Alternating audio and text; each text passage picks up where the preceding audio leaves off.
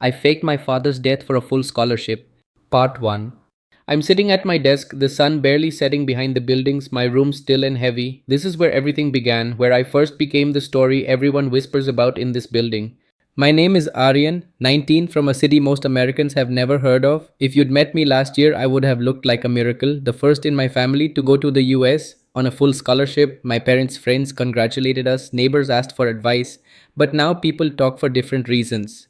I'm writing this honestly because I never really talked about what happened, not out loud, not in a way that forced me to face it. Some days I wish I could erase the past 2 years, but that's not possible, so here's my story. No excuses, no self pity. Maybe it's a warning, maybe it's just for me.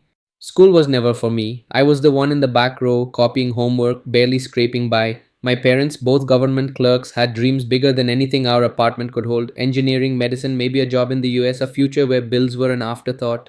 When the pandemic hit, everything just stopped. 10th grade exams cancelled, no structure, no pressure, just endless days. I tried to reset in 11th grade, convinced myself I'd crack the national entrance exam, but physics was nonsense, chemistry a blur. I barely got 49%.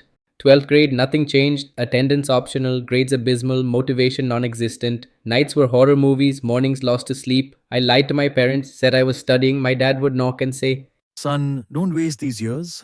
They won't come back. I'd nod and say, I know, though I wasn't sure I did, and I'd let the screen light flicker across my face as I sank back into the familiar hum of distraction. December came and it hit me. I was failing, not just in school but in a way that felt permanent. Friends talked about college admissions. I hadn't even started studying for exams. Panic came, dull and heavy, background noise, not motivation. That's when I started searching for full scholarships abroad. I'd heard stories, kids like me going to the US, everything paid for, dorms that looked like hotels. The more I read, the more desperate I became. My grades were awful, no extracurriculars, no inspiring story. I had nothing they wanted.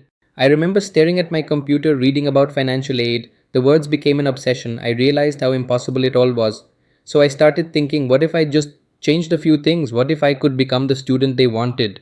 Go to rawstory.is to watch the full video and more like it. Also follow and leave a comment with the link to the story you want to see next. Thanks for watching.